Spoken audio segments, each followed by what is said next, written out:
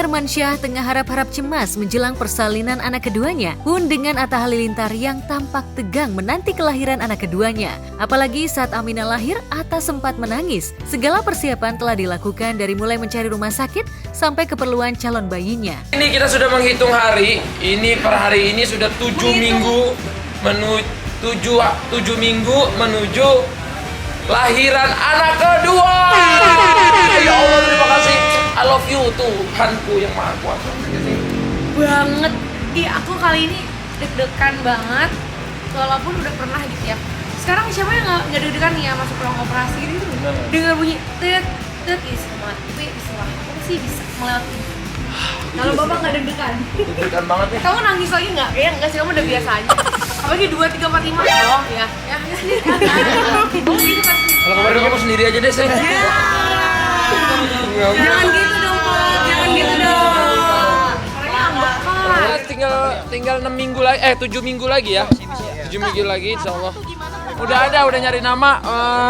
Udah 70% alhamdulillah udah ada namanya, tapi masih dirahasiain. Enggak, itu namanya emang kita dari aku sama Aurel berdua.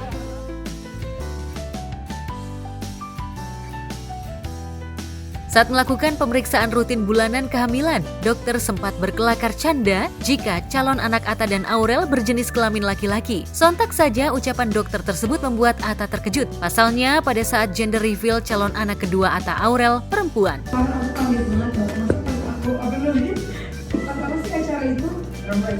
bulanan, pas dituin keluarnya cowok.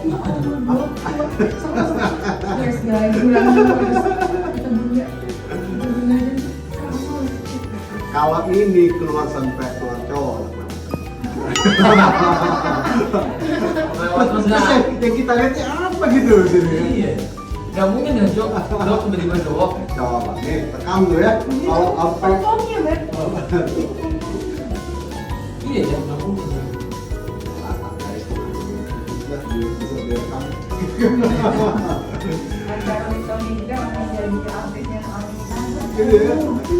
Di hamil kedua sih memang apa ya, kalau teman-teman gitu, kalau ketemu orang gitu, orang kalau ngeliat aku dandan pasti ih kok cantik gitu, bilang anaknya cewek kali. Waktu itu pertama-tama gitu, aku bilang masa sih kayaknya cowok deh. Dulu sempet mikir awalnya cowok karena aku males banget, karena kayak males mandi, pengennya tuh tiduran aja gitu. Ternyata pas cek, iya anaknya perempuan lagi ya.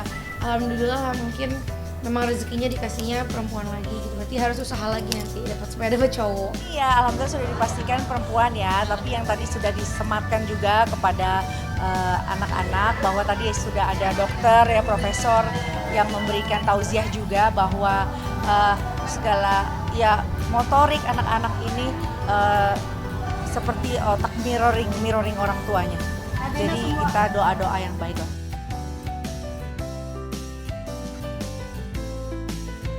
Sejatinya jika melakukan USG 4 dimensi, wajah anak yang ada dalam kandungan terlihat jelas. Tapi sepertinya tidak bagi anak Atta dan Aurel. Sang jabang bayi sepertinya tak ingin memperlihatkan wajahnya kepada kedua orang tuanya.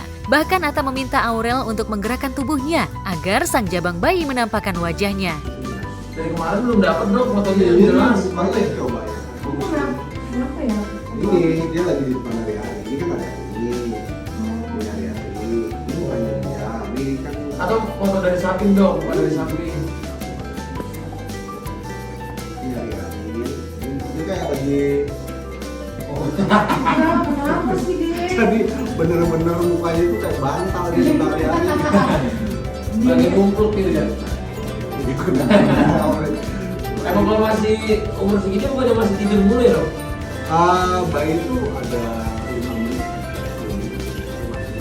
Biasanya dari kulit, mata, hidung, mulut. Cuma dia ke apa namanya kabur kena dia nempel sama Masih kamu gue dulu berubah. Enggak sama tahu dia berubah tidurnya.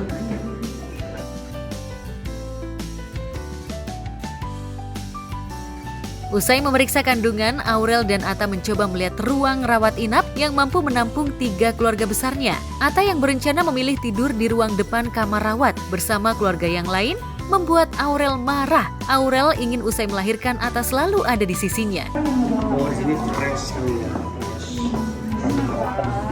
Dia udah ada kamar sayanya tuh pas nungguin. Iya. Ini rencana. Enak lumayan lah, udah nggak apa-apa lah Ceng. Kelahiran itu yang penting bukan besar kamarnya, mewahnya, tapi gimana sandunya.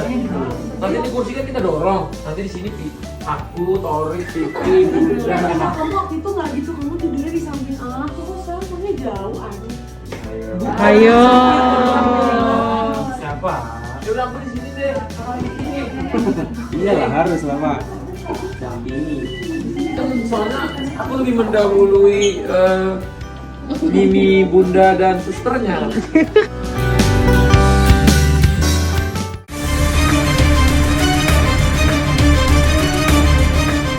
Kontras dengan situasi Atta dan Aurel, di media sosial justru viral pengelola panti asuhan Yayasan Tunas Kasih Olayama Raya Medan Sumatera Utara, Zamaneuli Zebua mengeksploitasi 26 anak di panti tersebut demi mendapatkan donasi. Anehnya, donasi yang terkumpul itu bukan dipergunakan untuk keperluan panti, justru digunakan untuk kepentingan pribadi. Dalam sebulan, Zamaneuli dan istri bisa meraup keuntungan dari live berkisar 20 sampai 50 juta rupiah per bulan. Uang itu didapat lantaran live yang kerap disuguhkan Zamaneuli. Ratapan kesedihan para anak-anak demi mendapat saweran dari para warganet. Zamaneuli akhirnya ditangkap polisi karena telah mengeksploitasi anak. Macam keong gitu.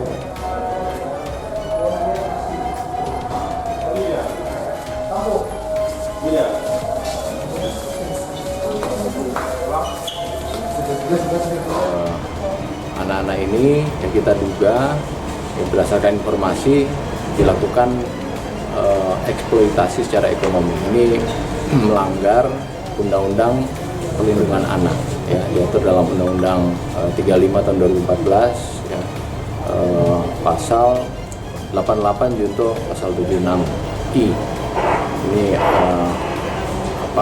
nanti kita laksanakan penyidikan. Apabila memang melanggar ini bisa dikenai hukuman 20 tahun ya, penjara, denda 200 juta.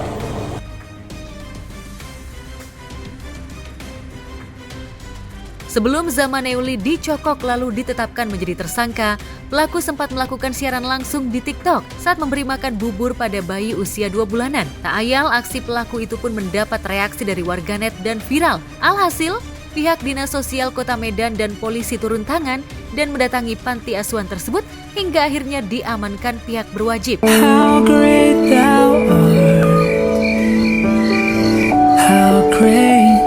Ya tentunya masih kita lihat dulu ini apakah ada unsur kesengajaan atau memang ketidaktahuan. Tentunya kalau ketidaktahuan tentunya kami melalui dinas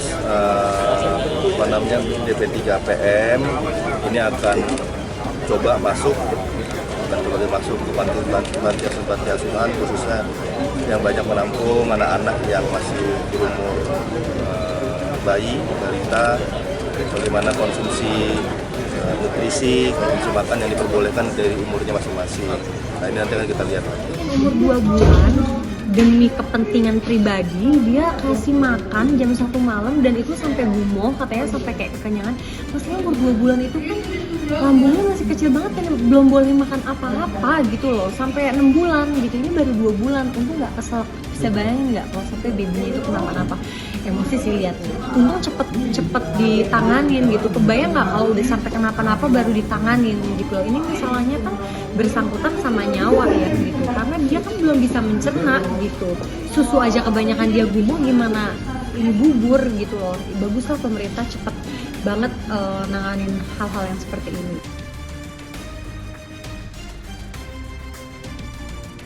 Sejak awal tahun 2023, tersangka menggunakan TikTok sebagai media eksploitasi anak. Baru sekitar 4 bulan terakhir, tersangka mampu meraup keuntungan dari belas kasih warganet hingga puluhan juta rupiah. Dan yang cukup mengejutkan, panti asuhan yang dikelola tersangka tak memiliki izin. Dari hasil interogasi kita, sementara kegiatan ini sudah berlangsung cukup lama, ya, sejak awal tahun 2023.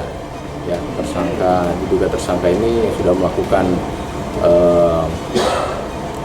memelihara anak-anak ini dalam suatu panti asuhan, ya, di lingkungan tadi, dan pada 4 bulan terakhir ini ya tersangka ini sudah melakukan kegiatan yang diduga eksploitasi itu lewat media sosial sehingga dia mendapatkan keuntungan yang kita duga juga untuk pribadi ya cukup besar keuntungannya, 1 bulan bisa mencapai 20 sampai dengan 50 juta.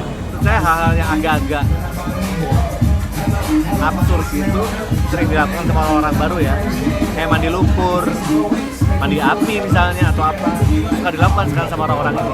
Ya tujuannya ya untuk viral supaya dapat uang.